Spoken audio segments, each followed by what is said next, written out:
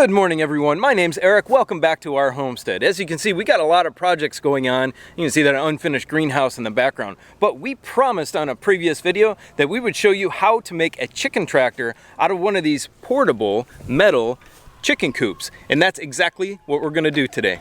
Let's go.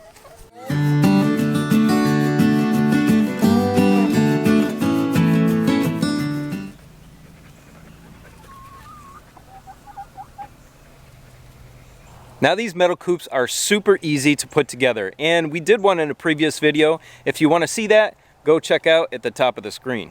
But they aren't the easiest to move, and as you can see, my chickens have picked clean the area that I have for them here. So they've got to move on to greener pastures. So let's put some wheels on this thing, and we're going to show you all the parts and pieces that you need to do that and show you exactly how to do it. It's pretty easy. Ouch, don't pick my hand. All right, we're back here in the barn. We've got this mock-up that I'm gonna show you how it works, and then I'm gonna show you all the parts and pieces and exactly how to put it together.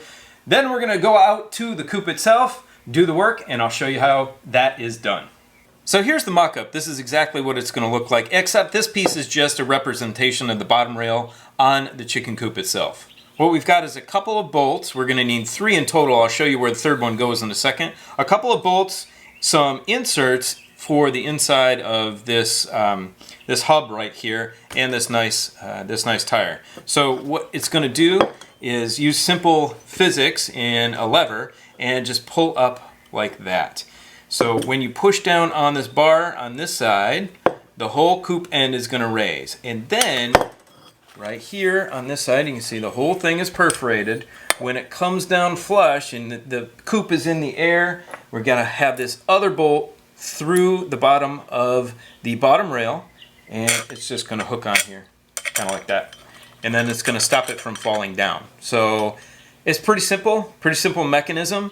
And let's go over all the parts and pieces that you're gonna need to buy to complete this project. So these things might vary a tiny bit for each one of you depending on the area that you live. We got these at Harbor Freight. They're usually $4 on sale and maybe $6 when they're not on sale. They're little 10-inch tires with a ball bearing hub right here, and they're pneumatic, so they're really nice, and they're not expensive, which is cool. This flat bar steel here, which is perforated, we got at our local hardware store. Now you can use, and I got this as an example here, you can use this flat bar steel, which works really well also, but you're going to have to drill holes strategically in it for exactly where you need your holes. Anyway, we've got two 2-inch bolts, 2 lock washers, some regular washers. These are 5/16 inch by 2 inch, and some nuts.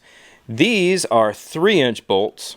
We've got washers because if you don't have those, you're going to go right through the center of that hub right there. Now we also got these nylon bushings along with these steel bushings because we needed to fill the space inside of that that hub right there. And to do that, we needed to buy all this. Now you might find longer ones. These are all 1 inch, and the 1 inch they do not go all the way through there. That opening is 2 inches in depth like that. So these will sit on top of each other. And what that does is give us the ability to put our bolt through, and that there's no play in it at all. Just putting that bolt through the center of it like that, there was a lot of slop and a lot of play in it. So I opted to get these bushings to fill in the space. So you're going to need in total 4 of these nylon bushings and 4 of these steel bushings, and you will have to find the pieces that work for you, because like I said, you could have a different size hub, you could get them from a different store. I'm not sure where you're getting the stuff from. So this is a 3-inch bolt, and this fits through this hub with no problem. So we got 4 more washers, 2 3-inch bolts, and all of these little bushings just to make this really nice and solid. And then additionally, we've got a couple of other bolts here. I just had these laying around. These are 2.5s, but you can get 2s or 3s, or it doesn't matter. So for tools, you're going to need your drill and some metal bits to drill through that bottom rail of the chicken coop. You need a 5/16 and a 1/4 inch bit. And then of course something to measure and mark with, and safety glasses. You see me wearing them all the time. That's because I had a friend who lost an eye. Not cool. So this next part is important, and that is where we are going to place our lever and where we are going to place our tire. And that is because if you place it too far forward, when you pick up the front end to move it, the back end is going to drag on the ground, and it's going to kind of negate what the tires are there to do.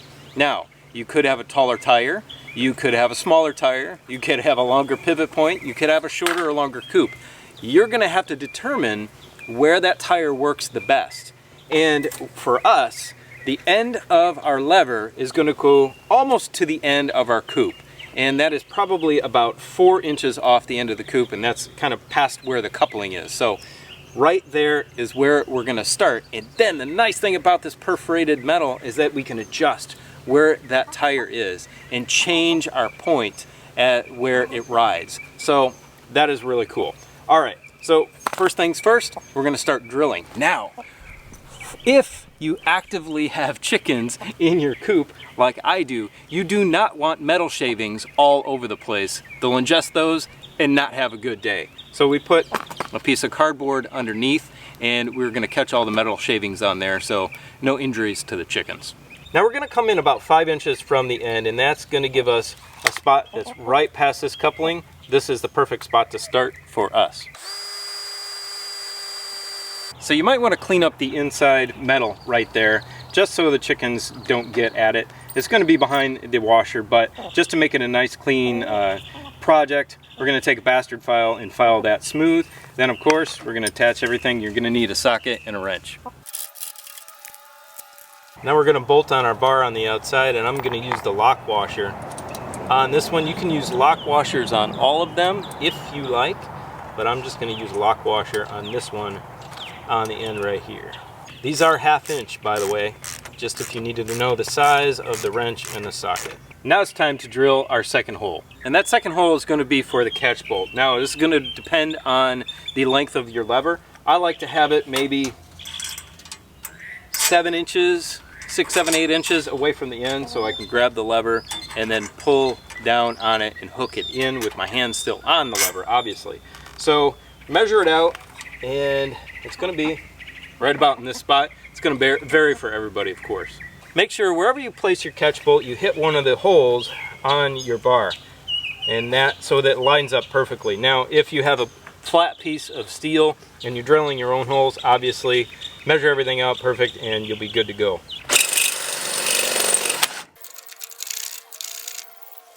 Now our catch bolt is just that. It's just going to go through the frame and not attach itself to that lever.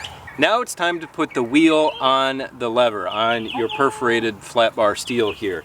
So that is going to be dependent on, or the position is going to be dependent on how long your coop is and all of that, how tall your tire is. If you have a shorter tire like this, then it's got to go towards the back more. So when I pull up the front, the back end of the coop doesn't drag on the ground, which would negate the use of the tires at all.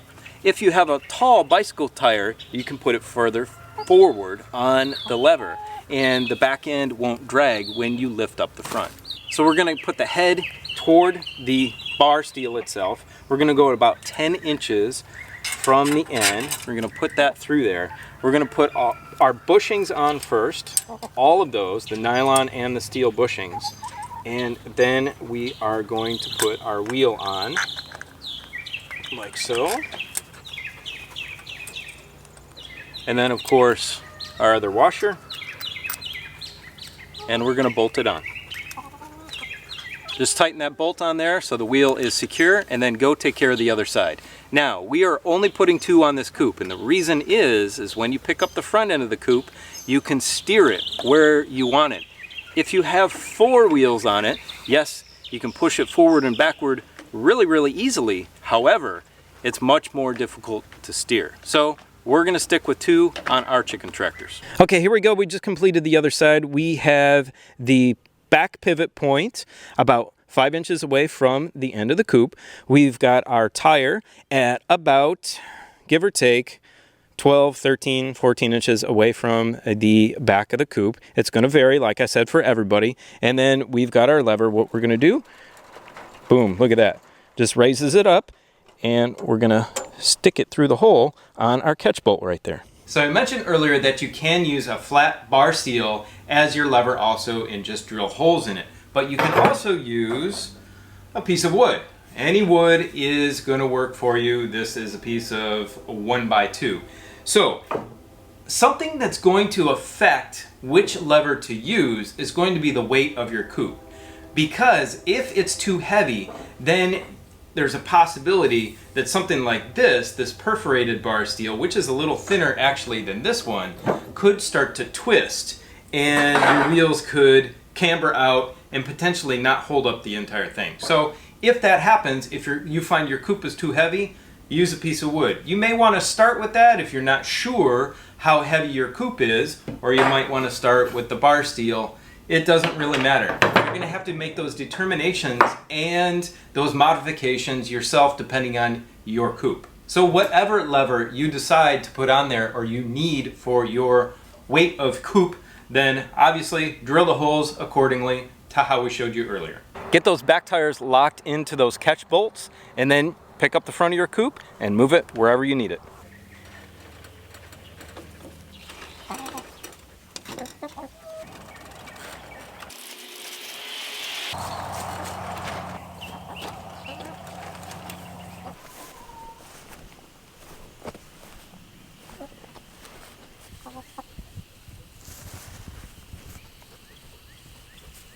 Well, there you go. It's as easy as that. Now you can see I switched over to a wood one for this coop because it actually did end up being too heavy for those perforated metal straps.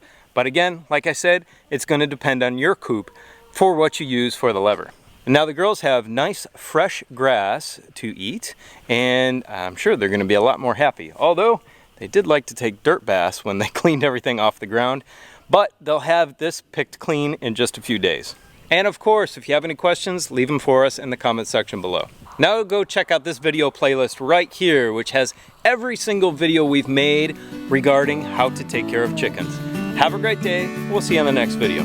Bye.